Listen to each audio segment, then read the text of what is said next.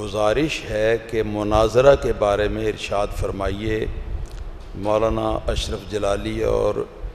مولانا سعید اسد کے درمیان مجھے تو پتہ نہیں ہے مناظرے کا، واللہ تعالی عالم بالصواب، لیکن میں اس موقع پر مداہنت ہوگی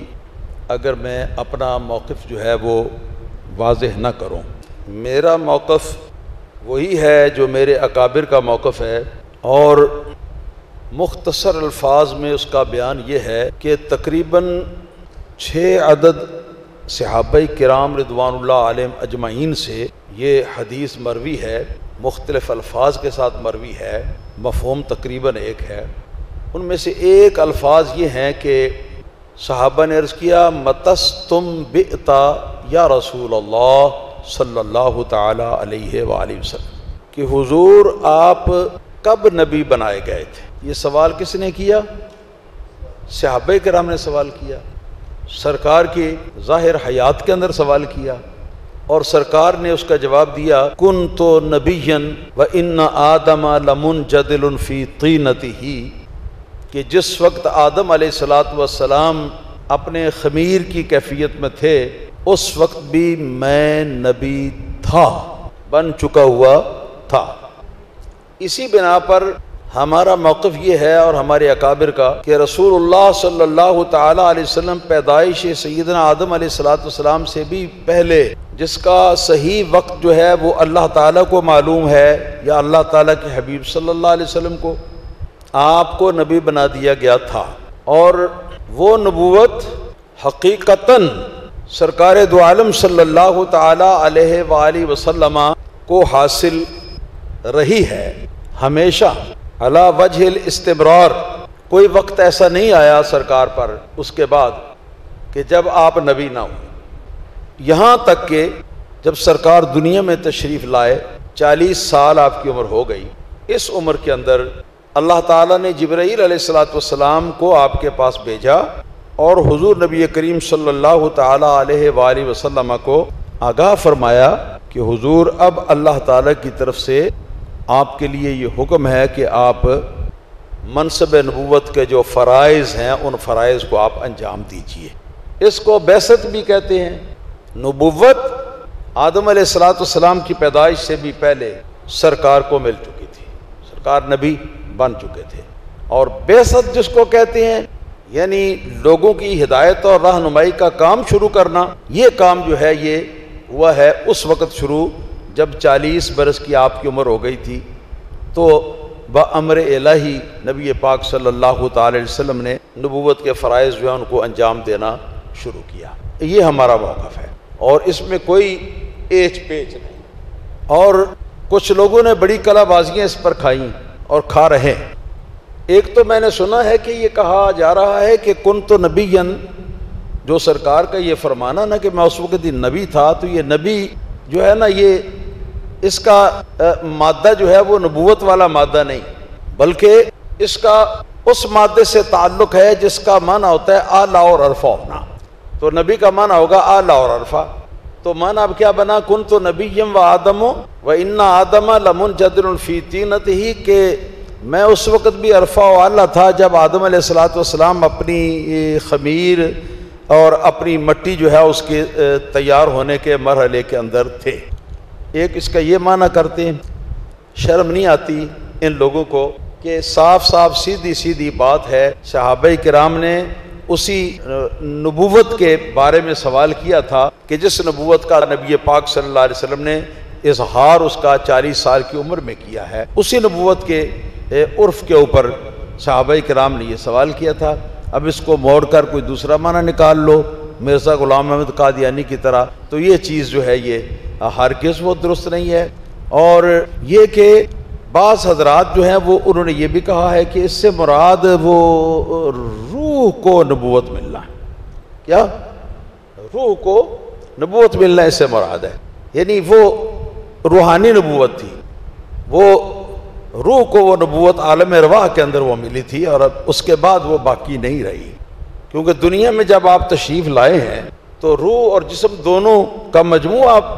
تشریف لایا ہے نا، ٹھیک ہے کہ نہیں؟ تو تو روح تو سرکار دو عالم صلی اللہ علیہ وسلم کے اس وقت بھی ساتھ تھی جب آپ بطن آمنہ رضی اللہ تعالیٰ عنہ میں تھے. روح تو سرکار دو عالم صلی اللہ علیہ وسلم کی آپ کی پیدائش کے وقت بھی آپ کے وجود میں تھی، اور اسی طرح آپ کے بچپن کے زمانے کے اندر بھی روح تھی. تو اگر روح کو یہ عالم ارواح میں نبوت جو ہے حاصل ہوئی ہے، اس پر سوال یہ ہے اللہ تعالیٰ نے یہ نبوت عالم ارواح میں سرکار کو عطا فرمائی، اور بعد میں پھر یہ ہے کہ یہ نبوت سرکار کے پاس نہ رہی. اس کا مطلب یہ ہے کہ نبوت دے کر پھر واپس چھین لی، تو نبوت دے کر واپس لے لینے پر نص کون سی ہے؟ اور میں یہ سمجھتا ہوں کہ یہ حدیث جو ہے، جو صحابہ کرام نے سوال کیا اور سرکار نے جواب دیا کہ ہم اس وقت بھی نبی ہو چکے تھے جبکہ آدم علیہ السلام اپنے خمیر کی کیفیت میں تھے، خمیر کی حالت میں تھے. یہ اس وقت جو سرکار دو عالم صلی اللہ علیہ وسلم کو نبوت جو ملی ہے، وہ نبوت جو ہے وہ حقیقتاً وہ سرکار دو عالم صلی اللہ تعالیٰ علیہ وسلم کے وجود مسعود میں وہ باقی رہی ہے. اور اگر یہ کہ یہ نبوت صرف عالم ارواح میں تھی، اس کے بعد یہ نبوت چھن گئی تھی، تو اس نبوت کے چھن جانے کی دلیل جو ہے وہ کیا ہے؟ اس بات کو اچھی طرح سمجھ لیں. یہ حدیث پاک جو ہے یہ نص ہے اس باب میں کہ ہم اس وقت بھی نبی تھے جبکہ آدم علیہ السلام ابھی اپنے خمیر کی کیفیت میں تھے. تو پھر یہاں پر اس طرح تو نہیں فرمایا سرکار نے کہ میری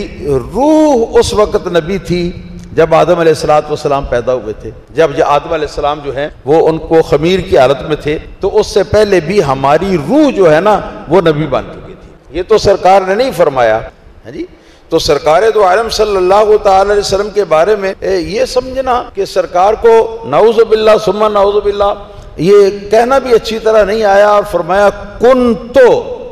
نبیا وان آدم لمنجدل فی طینتی، میں نبی تھا اس وقت جب کہ آدم علیہ السلام اپنی مٹی کی کیفیت کے اندر تھے. یہ میں نبی تھا جو سرکار فرما رہے ہیں، یہ اس وقت فرما رہے ہیں جب جسم اور روح دونوں موجود ہیں، اور آنا کا لفظ جو ہے یا کنتو کے اندر جو ضمیر ہے، تو وہ ضمیر جو ہے نبی پاک صلی اللہ علیہ وسلم کے روح اور جسم دونوں کو دونوں پر وہ دلالت کر رہی ہے. یہ نہیں کہ سرکار کی روح نبی تھی اور عالم ارواح میں آپ کو نبوت ملی. تو نعوذ باللہ سرکار کو سمجھتے ہیں کہ یہ کہنا بھی نہیں آیا اچھی طرح. سرکار یوں کہہ دیتے نا کہ میری روح اس زمانے میں نبی تھی، عالم ارواح کے زمانے میں، اس طرح فرما دیتے. یہ کیوں فرمایا کہ میں اس وقت بھی نبی تھا؟ تو یہ نص ہے اس مسئلے میں، اور اسی کے اوپر ہمارا موقف جو ہے وہ جو ہے اس کی بنیاد ہے. اور بحمدہ تعالی ہمارا موقف ہے کہ یہ نبوت نبی پاک صلی اللہ علیہ وسلم کے ساتھ ہمیشہ حقیقتاً رہی ہے، ہر حال میں رہی ہے، کسی حال میں بھی سرکار سے جدا نہیں ہوئی ہے. البتہ یہ کہ منصب نبوت کے اوپر جو فرائض نبوت کی ادائیگی ہوتی ہے، وہ فرائض نبوت کی ادائیگی 40 برس کی عمر میں ہوئی. اب اس کو بعض مورخین نے نبوت کے لفظ کے ساتھ تعبیر کر لیا، بعض نے بعثت کے لفظ کے ساتھ تعبیر کر لیا. تو مراد